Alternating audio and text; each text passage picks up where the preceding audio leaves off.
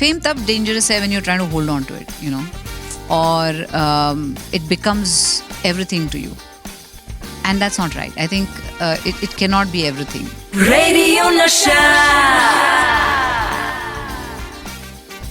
Madhuri Dixit, welcome to Radio Nasha. Thank you, it's my pleasure. Thank you so much. Manav, thank you so much for joining us today. Thank you.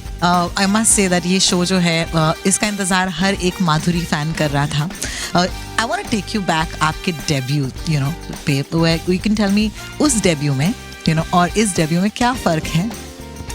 Well, जब मैंने पहला debut किया था तभी I was very innocent. I was like just beginning और मुझे ऐसे लगा oh my god I'm doing a film. ऐसा बहुत फीलिंग नहीं था मुझे उसके बारे में. मुझे ये पता नहीं था कि it's such a big thing to be in the movies. मुझे वो रोल मिल गया और मैंने वो कर लिया. उसके बाद I got bit by the acting bug, and then I wanted to do movies after that. Now it's like, you know, debuting on a different platform, OTT platform, और इसका थ्रिल मुझे अब पता है क्योंकि it's a very global platform. तो ना कि सिर्फ इंडिया में लेकिन इतने सारे 199 कंट्रीज़ में ये देखा जाएगा एक साथ on the same day. It will be dubbed in so many different languages, subtitling होगा इस पे, और ना कि हमारी audience but the audience world over is going to enjoy this and you know watch it. तो वो एक जो फीलिंग है which is amazing to me. Fantastic. Thank you so much and congratulations on the debut. Thank you. मानव, आप और मैं तो झट्टे बट्टे हुए हैं क्योंकि क्योंकि कौन नहीं है फैन इनका, राइट? लेकिन मुझे बताइए कि how does one hold his own in front of Madhuri Dixit? कैसा था वो मोमेंट जब आपको पता चला कि यार मैं माधुरी दीक्षित के ऑपोजिट हूँ? इन्होंने दिया ही नहीं वो मोमेंट मुझे.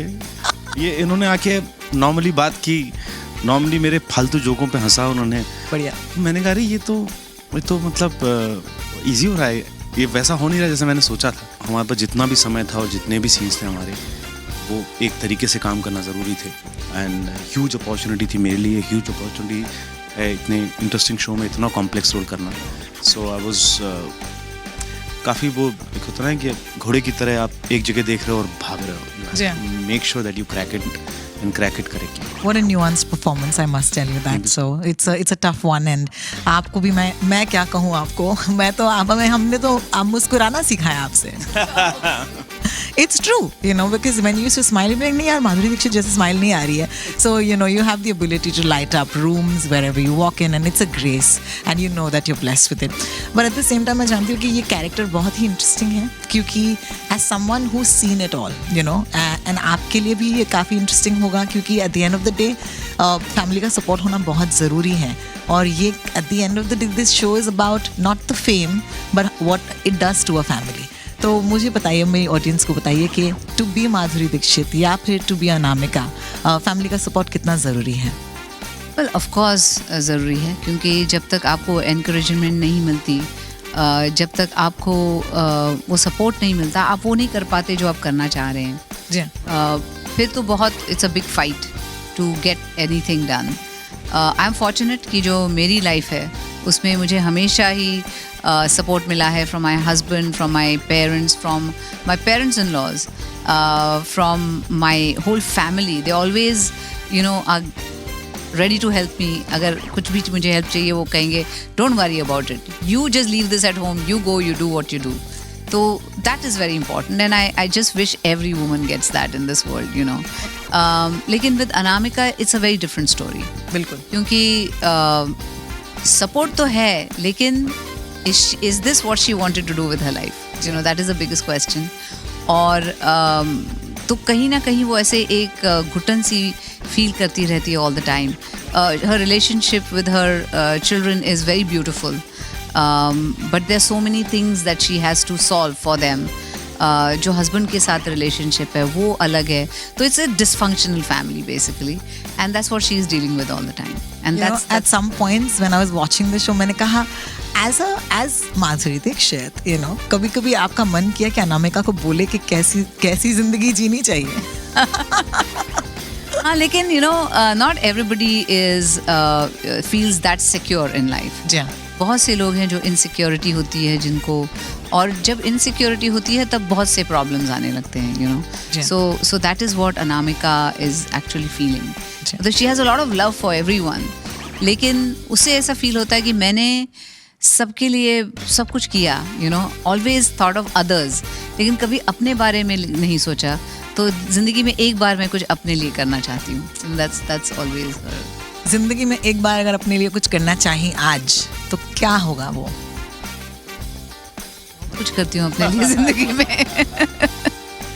बहुत कुछ करती हूँ मैं, और that's how I like it, you know. और आई एम फॉर्चुनेट कि मुझे अपॉर्चुनिटीज़ भी मिले वैसे सब कुछ करने के लिए. जैसे फिल्में हो या डांस हो, या I got to work with the best people, और आई एम वेरी फॉर्चुनेट. आज के co-actors, like even in our series, I think all the actors around me are very very brilliant. और बहुत अच्छा लगा सबके साथ काम करके. Even Manav, such a good actor. और मैंने फिल्में देखी थी इनकी before I worked with him. तो मुझे एक ये था कि you know, very serious kind of an actor और ये वो.